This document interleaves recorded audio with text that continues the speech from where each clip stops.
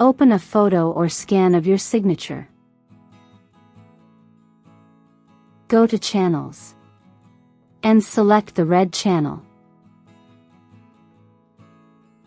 Go to Image, Adjustments, Curves.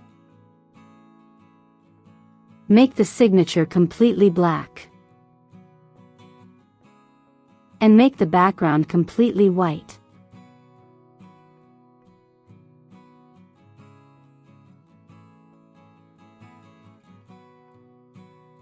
Load the channel as a selection.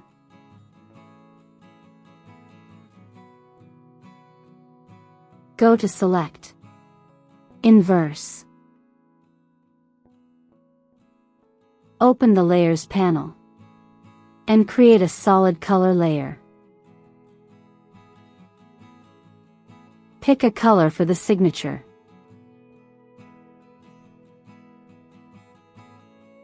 Make the background layer invisible. And that's how you create a digital signature.